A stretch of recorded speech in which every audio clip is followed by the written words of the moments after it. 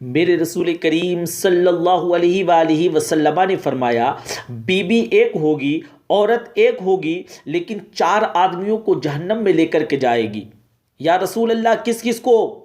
فرمایا باپ نے پردے کا نہیں کہا تو باپ بھی دوزخ میں جائے گا، اگر بھائی نے پردے کا نہیں کہا تو وہ بھی دوزخ میں جائے گا، شوہر نے پردہ نہیں کرایا تو وہ بھی جہنم میں جائے گا، وہ بیٹا جو کہتا تھا 1.25 کا موبائل لینا ہے تو اماں نے مجبور کیا، گھر میں شور ڈال دیا، شوہر کو مجبور کیا، لے کر کے موبائل بیٹے کو دے دیا، اس بیٹے سے پوچھا جائے گا تو ساری ضدیں اماں سے منواتا تھا، یہ تو نے کیوں نہیں کہا کہ ماں پردہ کر لیا کر؟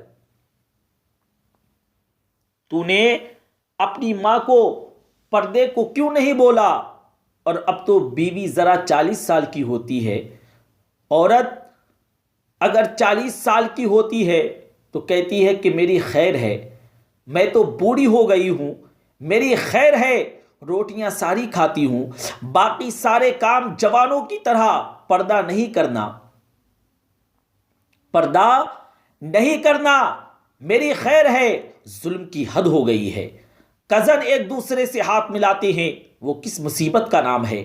کہتے ہیں یہ بھائی ہے، او بھائی، یہ بھائی ہوتا تو اس طرح تو اس سے نکاح ناجائز، اس طرح اس سے نکاح ناجائز ہوتا، اب چونکہ اللہ نے اس کے ساتھ نکاح کو جائز رکھا ہے تو یہ تمہارا بھائی ہو سکتا نہیں، یہ تمہارا بھائی نہیں ہو سکتا۔ میرے رسول کریم صلی اللہ علیہ وآلہ وسلم نے فرمایا سور نجس العین ہے، کتا بالکل ناپاک نہیں ہوتا، کتا بھیگ جائے تو بعض اوقات ناپاک ہو جاتا ہے، یا کتے کے منہ سے تھوک نکلے تو ناپاک ہوتا ہے، سور نجس العین ہے، پورا ناپاک ہے، خشک بھی ہو تب بھی ناپاک ہے۔ میرے حبیب کریم صلی اللہ علیہ وآلہ وسلم نے فرمایا سور ہو وہ پہلے ہی ناپاک، اور دوسرا وہ سور پھر گرد میں لپٹا ہوا ہو، غلاظت اس سور کو لگی ہوئی ہو۔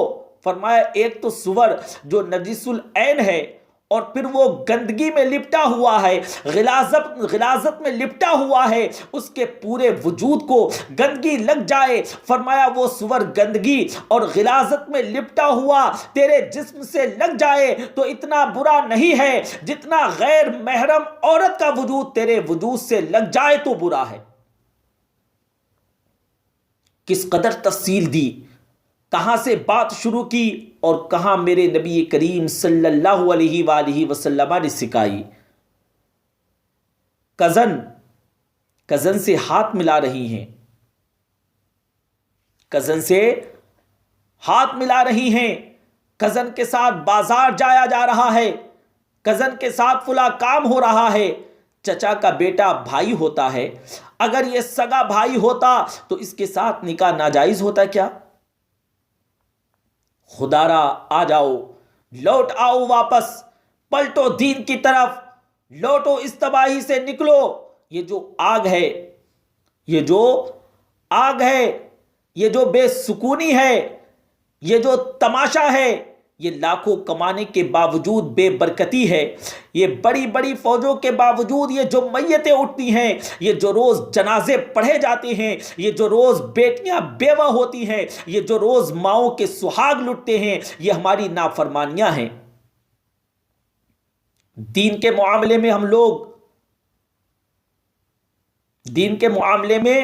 ہم لوگوں نے نرمی شروع کر دی ہے، ہم اللہ اور اس کے رسول پاک صلی اللہ علیہ وآلہ وسلم سے بغاوت کرنے لگے ہیں۔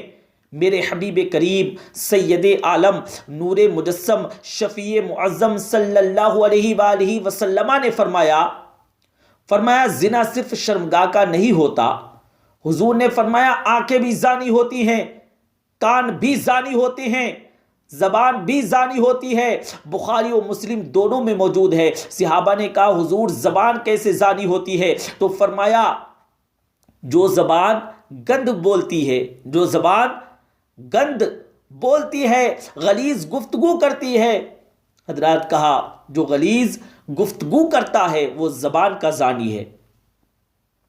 اور فرمایا جو روز گند دیکھتا ہے جتنی مرضی تہجد پڑھے وہ آنکھ کا زانی ہے، اور جو گندی باتوں میں لذت محسوس کر کے سنتا ہے وہ جتنا مرضی روز اٹھ کر مسجد میں جھاڑو دے وہ کانوں کا زانی ہے۔ میرے نبی کریم صلی اللہ علیہ وآلہ وسلم نے فرمایا، آنکھ کا زنا بھی چھوڑ دو، کان کا زنا بھی چھوڑ دو، زبان کا زنا بھی چھوڑ دو۔ مسند امام احمد بن حنبل اٹھائیے گا، ایک صحابی نے عرض کی، حضور نماز میں دل نہیں لگتا۔ سرکار کی بارگاہ میں ایک صحابی آئے، کہنے لگے، یا رسول اللہ نماز میں دل نہیں لگتا، میرا قرآن پڑھنے کو دل نہیں کرتا۔ کہا، یا رسول اللہ قرآن پاک میں دل نہیں لگتا، درود و سلام میں دل نہیں لگتا۔ آمینہ کے معصوم لال نے کیا جواب دیا؟ عبداللہ کے پیارے نے کیا جواب دیا؟ حضور نے فرمایا، جا اپنی نظر پاک کر لے۔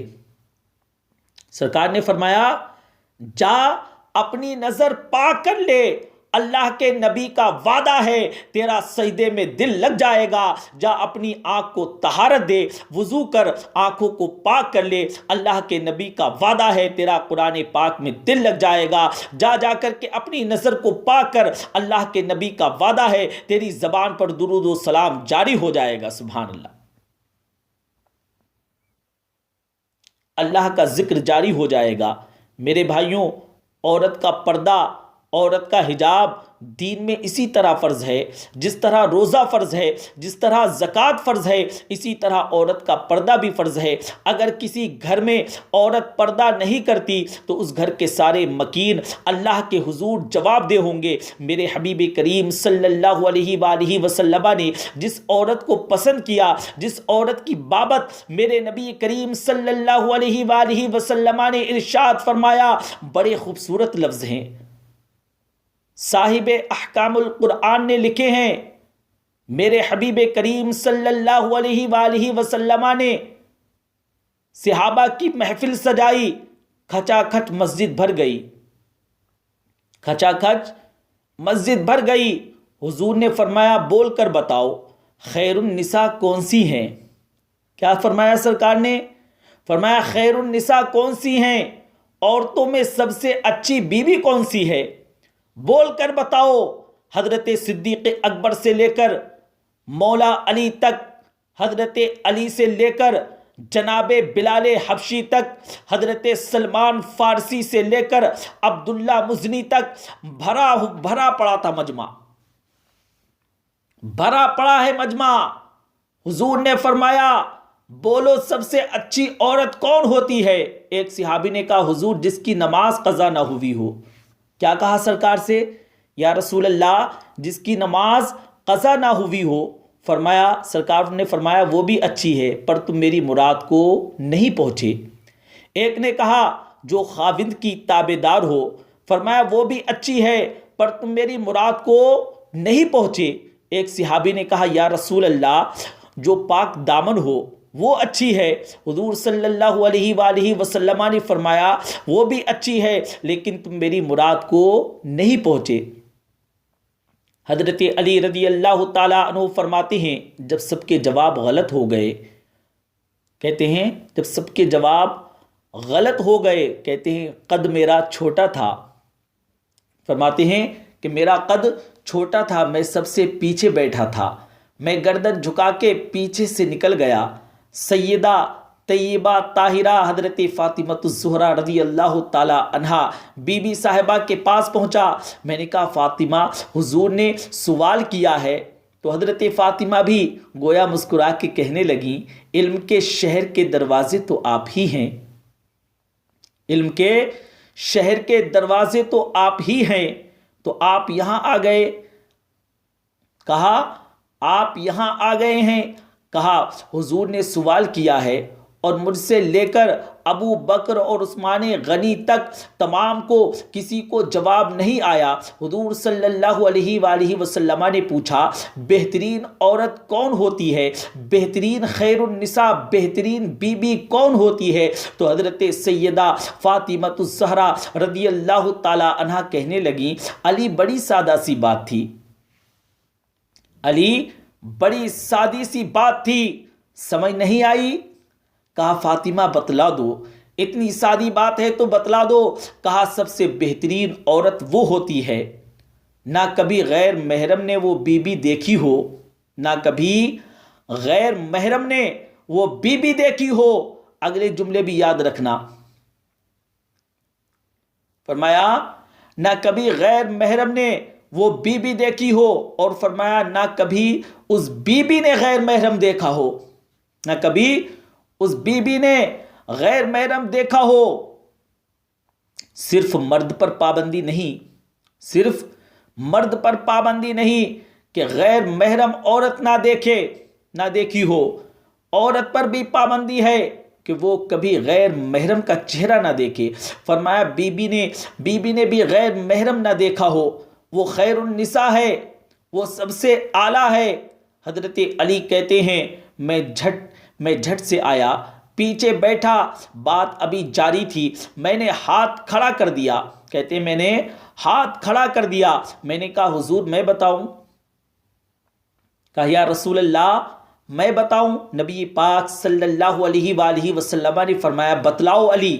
تو کہتے ہیں میں نے کہا حضور بہترین بی بی وہ ہوتی ہے جس نے نہ کبھی غیر محرم دیکھا ہو اور نہ کبھی غیر محرم نے اسے دیکھا ہو۔ حضرت علی فرماتے ہیں میں نے جواب دیا تو میرے رسول کریم صلی اللہ علیہ وآلہ وسلم کی آنکھوں میں آنسو آ گئے، حضور رونے لگے، حضور صلی اللہ علیہ وسلم زارو قطار رونے لگے، آمینہ کے لال زارو قطار رونے لگے، اور فرماتے ہیں ہنستے مسکراتے اچانک صحابہ کے آنسو برسنے لگے، مجمع پر کیف سا طاری ہو گیا، آنکھیں برسنے لگی۔ ہم لوگ حضور کے رونے پر، ہم لوگ کہتے صحابہ کہتے ہیں ہم لوگ حضور کے رونے پر سکتے میں آ گئے۔ میں نے کہا بھائی جواب تو میں نے دیا تھا، تعریف تو میری ہونی چاہیے تھی، شاباش مجھے ملنی چاہیے تھی۔ میرے حبیب کریم صلی اللہ علیہ وآلہ وسلم نے رو کے آنسو پوچھ کر فرمایا میں تمہیں کہتا نہیں فاطمہ تو بدعۃ منی، فاطمہ واقعی میرے جگر کا ٹکڑا ہے، فاطمہ واقعی میرے جگر کا ٹکڑا ہے، فاطمہ میرے وجود کا حصہ ہے، میں تمہیں کہتا نہیں رہتا۔ کہا فاطمہ میرا جگر کا ٹکڑا ہے۔ حضرت علی فرماتے ہیں صحابہ میری طرف دیکھنے لگے اور کہنے لگے علی جواب تو دے، شاباش بی بی صاحبہ کو ملے، شاباش جواب علی جواب تو دے، جواب تو نے دیا ہے اور شاباش بی بی صاحبہ کو ملی ہے۔ تو کہتے ہیں میں نے کہا حضور روئے ہیں، کہتے ہیں میں نے کہا حضور روئے ہیں تو آنسو میرے بھی چھلک پڑے ہیں، آنسو میرے بھی چھلک پڑے ہیں۔ فرمایا لفظ میرے ہیں پر سوچ اس بیٹی کی ہے جس کی تربیت محمد عربی صلی اللہ علیہ وآلہ وسلم نے فرمائی ہے۔ فرمایا جملے میرے ہیں، بات میں بیان کر رہا ہوں، لیکن پیچھے سوچ اس نور والی بیٹی کی ہے جس کو اپنے گھر میں رہ کر، آنگن میں رہ کر رسول پاک صلی اللہ علیہ وآلہ وسلم نے جس کی پرورش کری ہے، جس کو رسول پاک صلی اللہ علیہ وآلہ وسلم نے تربیت دی ہے۔ رب تبارک و تعالیٰ کی بارگاہ میں دعا ہے میرے اس بولنے میں جو بھی لغزش آئی ہو اللہ کریم اس کو معاف فرمائے، اور ہم سب کو سننے سے زیادہ عمل پیرا ہونے کی توفیق رفیق مرحمت فرمائے، آمین بجاہ النبی الامین صلی اللہ علیہ وسلم۔